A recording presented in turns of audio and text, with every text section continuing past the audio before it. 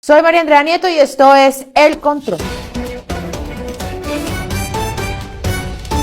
Hoy le haremos el control a la crisis profunda del cambio. Sí, les hablo del fin del cambio, como lo anunció el presidente Gustavo Petro en su cuenta de Twitter. Las decisiones políticas tomadas hoy demuestran la invitación a un acto social para el cambio ha sido rechazada. Quienes se han enriquecido con el uso del dinero público no se han dado cuenta que la sociedad demanda sus derechos y que eso implica el diálogo y el pacto. Por lo tanto, la coalición política pactada como mayoría ha terminado en el día de hoy por decisión de unos presidentes de partido, alguno de los cuales amenaza a la mayoría de su propia bancada. Entonces, a pesar del voto mayoritario en las urnas que pide un cambio en Colombia, se intenta cerrar con la amenaza y el sectarismo. Y por lo tanto tal situación nos lleva a un replanteamiento del gobierno. Entonces, el presidente le pidió la renuncia protocolaria a todos sus ministros. Por ahí, entre chiste y chanza, andaban diciendo que la ministra Irene Vélez estaba preguntando que qué era protocolario.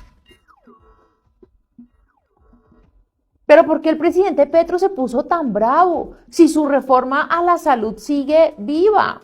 Pues es que ayer en el Congreso pasaron varias cosas que suceden en la democracia y que se llama división de poderes. O sea, que el Congreso funciona de manera autónoma y no como si fueran unos mandaderos de un dictador, como pasa en Venezuela. Es decir, en donde los ministros le dicen a los congresistas qué hacer. Por eso el presidente Petro dijo muy disgustado en medio de la entrega del predio La Calera en Zarzal, Valle del Cauca, que ¿por qué el Congreso de la República hoy en sus comisiones económicas quitó el artículo que permitía comprar la tierra sin expropiarla, ministra? Sin expropiarla, para poder entregársela al campesinado colombiano. Ahora solo queda vigente un artículo en la ley, y es que hay que expropiar.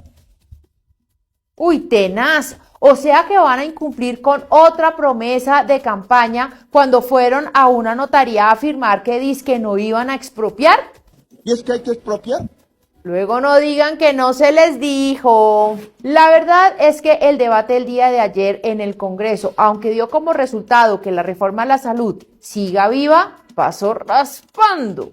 Fueron 10 votos a favor de la reforma y 8 en contra. A diferencia de la votación de la semana pasada, en la que la votación para que se archivara la ponencia de la oposición había logrado 4 votos a favor y 17 en contra. O sea que al gobierno se le desaparecieron 9 votos y ahí entró en cólera el presidente Petro. Como el expresidente César Gaviria le dijo a sus congresistas que tenían que cumplir sí o sí con la ley de bancadas o se exponían a sanciones, el presidente Petro se enfureció y reaccionó así en su cuenta de Twitter. Si el expresidente insiste en vulnerar derechos políticos, no queda más recurso que acudir a instancias que vigilan la Convención Americana de Derechos Humanos. Uy, eso nunca había pasado, que un presidente amenazara a un expresidente, ni siquiera entre Santos y Uribe. Y ya que hablamos del expresidente Santos, salió a defender la salud de los colombianos, o sea, en contra de la reforma de Petro por medio de este trío. Presidente Gustavo Petro, Colombia tiene uno de los mejores sistemas de salud en el mundo. No lo digo yo, lo dice la revista The Lancet. Por supuesto hay mucho por mejorar, pero no podemos destruir lo que hemos construido. Petro pasó de colérico a histérico y le contestó a Santos así. Algún expresidente llegará a decir que tenemos el mejor sistema del mundo.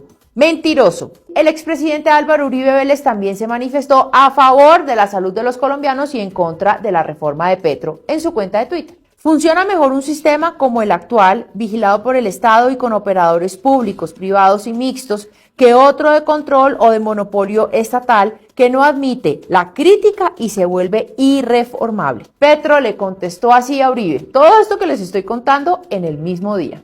Expresidente Uribe, ¿para qué quiere que las EPS privadas manejen los dineros públicos? Si sabe que eso lleva a desatender pacientes, incluso con peligro de muerte y a quebrar hospitales. El presidente Petro ha dejado claro que si le dicen que sí a todo, está contento, pero que si le dicen que no, entonces amenaza y acorrala. El plan es claro, dinamitar el orden al interior de los partidos políticos como la U, el Partido Conservador y Liberal. Negociará con cada uno de los congresistas lo que sea necesario para lograr la aprobación de su reforma a la salud, que no se trata de la salud, sino de la destrucción de la democracia. Se restringirán libertades, acceso al sistema y poder garantizar de esa manera su permanencia en el poder. Mientras todo esto ocurría, en el mismo día, el nuevo director de Ecopetrol, Ricardo Roa, por cuenta de sus irresponsables declaraciones, hizo que el valor de la bolsa de Ecopetrol cayera y se perdieran más de 15 billones de pesos. La revista Semana también, en el mismo día, publicó un documento del Ministerio de Hacienda, en donde se revela por fin el costo de la reforma a la salud del presidente Gustavo Petro, con la cifra nada más ni nada menos que de 113 billones de pesos. El presidente Petro se despelucó y dijo que la revista mentía, lo que dejó ver que el presidente no tiene muy claro lo que sucede en las entidades que él lidera. La pregunta obvia es, ¿y de dónde van a sacar toda esa plata? ¿Van a hacer más reformas tributarias? ¿Para qué destruyen entonces Ecopetrol? Si están acabando con la clase media que vive en Chapinero y que tanta antipatía les produce, están acabando con las empresas y los empresarios, ¿de dónde creen que van a salir todos esos recursos? Mientras todo esto sucede y parece que es una cortina de humo, de una cortina de humo, de otra cortina de humo, momento, parece que estamos en un incendio. La familia de Gustavo Petro anda muy enredada con la justicia. El concuñado del presidente, Carlos Alberto Gutiérrez, justo ayer, se salvó de que le imputaran cargos por el delito de hurto agravado, porque aunque ustedes no lo crean, el fiscal no se presentó a la audiencia. Tan raro, ¿no? Y el hijo del presidente, Nicolás, en 48 horas tendrá que presentarse ante la Procuraduría por cuenta de las platas que habría recibido de narcotraficantes para la campaña de su papá. Mejor dicho, lo de Nicolás Petro es la peor crisis en la vida política del presidente.